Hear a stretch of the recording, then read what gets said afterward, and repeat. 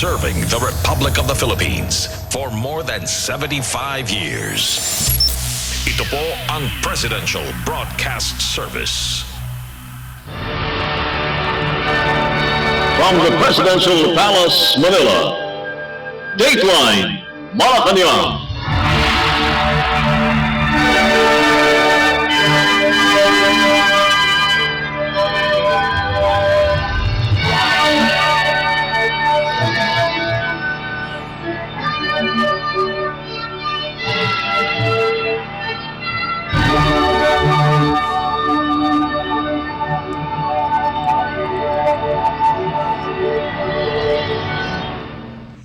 Good day.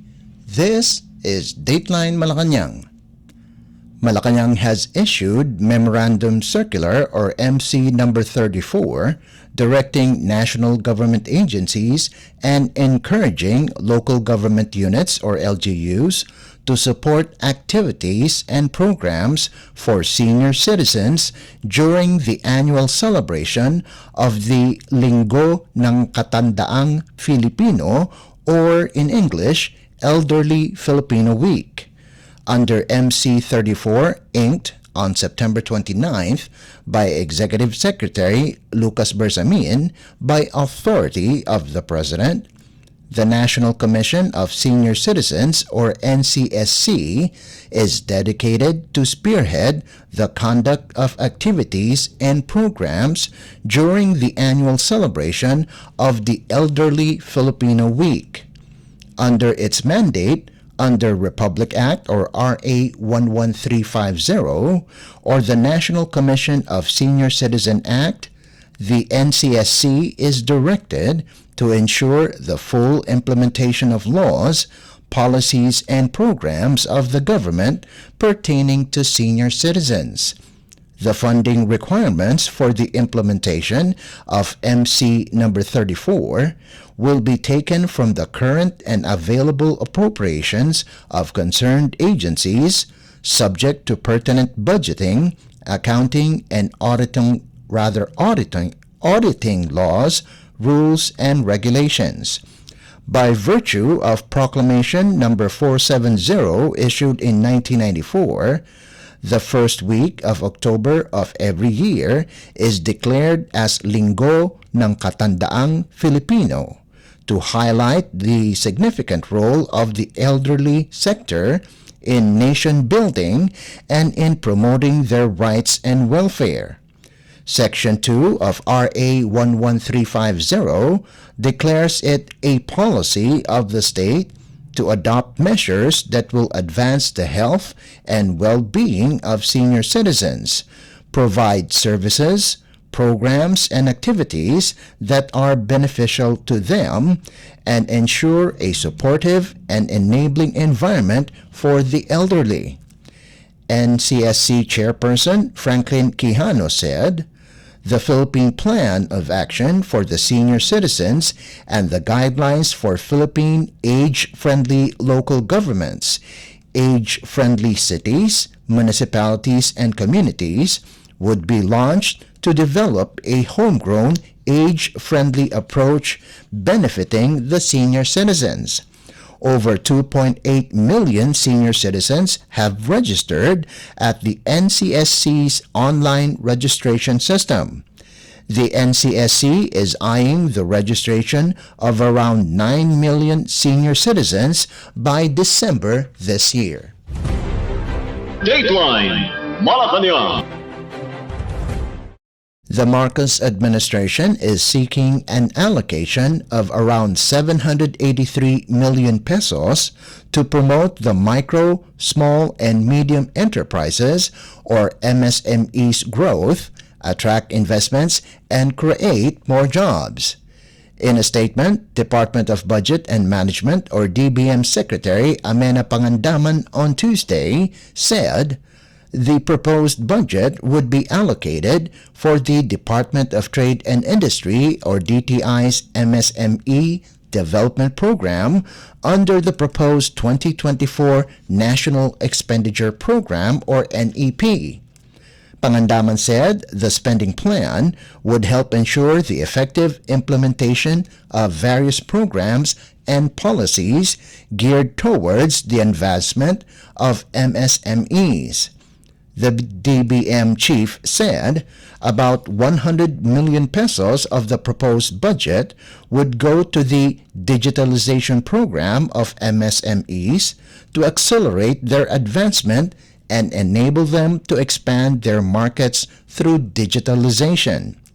She added that the government would also use some 454 million pesos to finance locally funded projects such as the establishment of negosyo centers as part of the efforts to further support and supply resources that will foster entrepreneurship, promote local products, and enhance the capabilities of MSMEs. The implementation of the Shared Service Facilities Project and One Town, One Product Next Generation Project would receive an allocation of 579 million pesos and 76 million pesos respectively.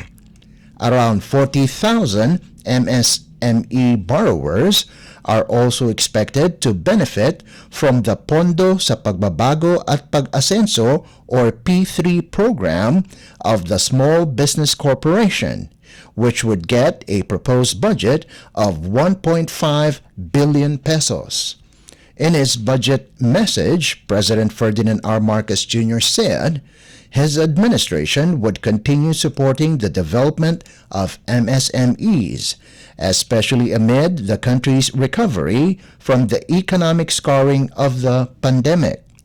The President made the commitment as he acknowledged that the sector constitutes a significant portion of the country's business landscape. Pangandaman said the government is committed to promoting the MSMEs which serve as the building blocks of our country's economy. Dateline Malacañang. Palawan Province 3rd District Representative Edward Hagedorn on Tuesday died at the age of 76. Based on his official social media page and confirmation from his office, this day, the 3rd of October, the lawmaker has passed away. There were no details as to the cause of death, and the family has yet to release details on the congressman's wake and interment. But they extended their thanks to the Palawan representative's supporters and those who extended their prayers and condolences. Dateline Malacañang. The Philippines Department of Migrant Workers, or DMW, warned the public of illegal recruiters from Italy promising victims of jobs in the country. In a radio interview over Radyo Pilipinas, DMW Undersecretary Hans Leo Magpayo said they were able to document 68 complaints and have filed cases. A team of lawyers will go to Italy to check if there are other victims, Magpayo added, and the DMW have already spoken with other complainants in the Philippines. With the help of the Justice Secretary Jesus Crispin Rimulya, Magpayo said, the Department of Justice, or DOJ, are now investigating to possibly file cases. Undersecretary Bernard Olalia, in charge of anti-illegal recruitment and anti-human trafficking effort, has already activated a task force that have met with victims and have documented their complaints. The DMW has already identified 2 illegal recruitment agencies in Italy, and in partnership with the Department of Foreign Affairs, or DFA, and the Consul General in Milan, they have already referred them to Italian authorities. Magpayo said that the illegal recruitment agencies were asking for a placement fee and a consultancy fee ranging from 140,000 pesos to 160,000 pesos from each victim.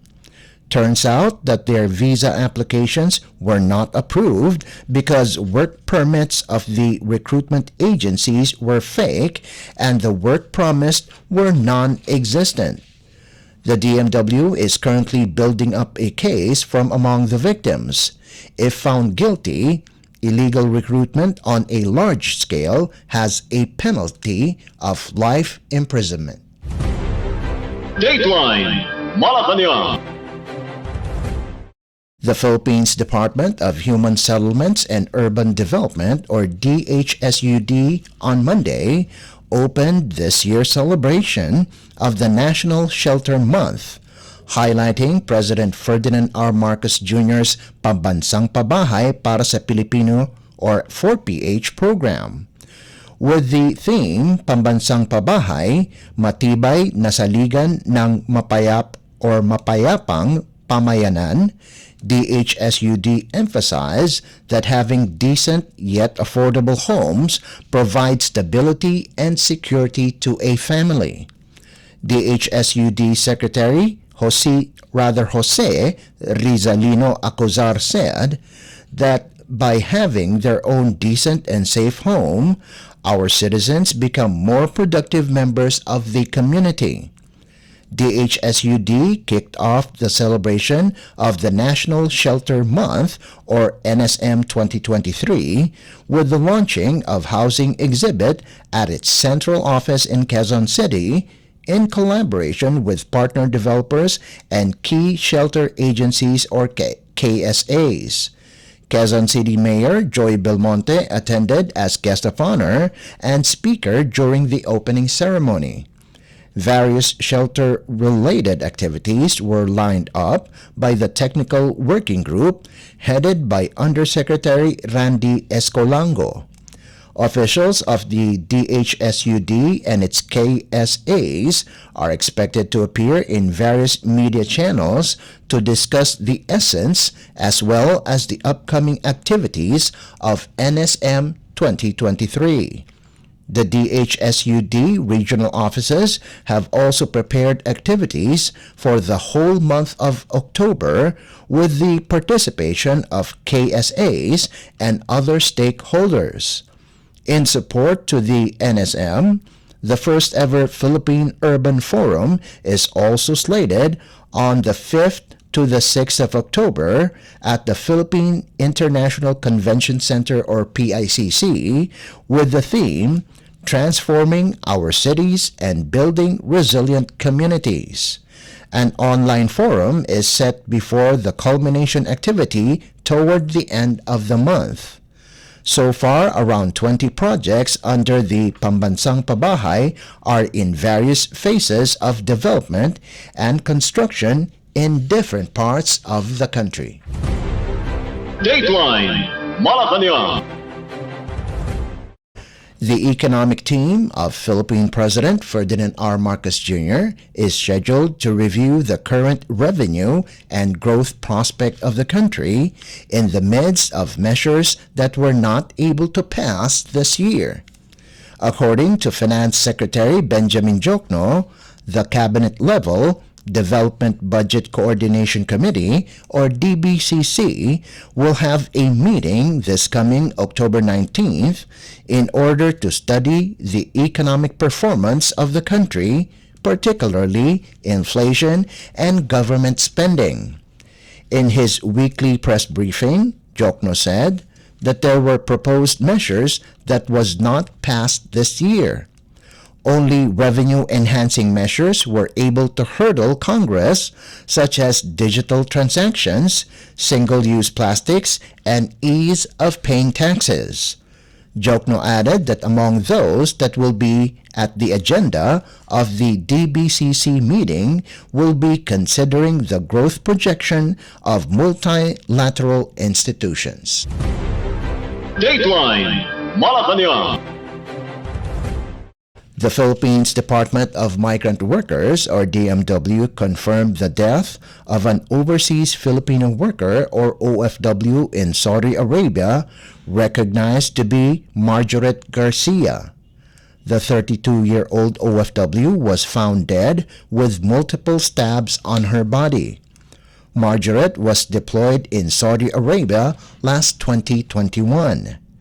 In a statement, the DMW said that it is coordinating with the Migrant Workers Office, Al-Khobar, at Overseas Workers Welfare Administration, or OWA, at the Philippine Embassy, as well as authorities related to the investigation and circumstances as to how Margaret died. As of the moment, MWO Al-Khobar and OWA are preparing to return the corpse of Margaret in the country at the soonest possible time. The DMW, meanwhile, extended its sincerest condolences to the family and loved ones of Margaret and assured of assistance now that the investigation is underway. Dateline Malacañang. The Department of Finance, or DOF, said that candidates for the three important positions for the Maharlika Investment Corporation, or MIC, will be most likely submitted to President Ferdinand R. Marcos Jr. this week. These positions include the President and Chief Executive Officer of the MIC, regular directors, and independent directors. During the hearing of the DOF's proposed 2024 budget at the Senate, Finance Secretary Benjamin Jokno said that as of now, they have already prepared the list of candidates. Jokno surmised that MIC will be operational by the first half of next year and will start investing on infrastructure projects. The Secretary also confirmed that the Land Bank of the Philippines and Development Bank of the Philippines, or DBP, have already remitted its capital to the Maharlika Investment Fund, or MIF. Aside from the 75 billion pesos from Land Bank and DBP, an additional 31 billion pesos can be used from the dividends of Bangko Sentral ng Pilipinas, or BSP. Dateline Malacañang. And finally, the Philippines Bureau of Immigration, or BI, showcased in Thailand the best practices in curbing human trafficking in the country, such as the Ninoy Aquino International Airport Task Force Against Trafficking, or NTFT, and other task forces of the BI. According to BI Commissioner Norman Tansinko, the Philippines showed steps on what the Immigration Department is doing so that Thailand may copy in order to curb human trafficking. Thailand thanked the Philippines for sharing their knowledge on how to fight human trafficking and said that it is important that they know how to curb this kind of illegal activity.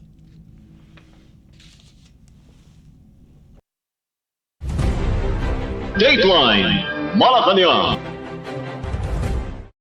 Before we conclude our program, we would like to invite everyone to come and visit our Facebook page at Radyo Pilipinas World Service.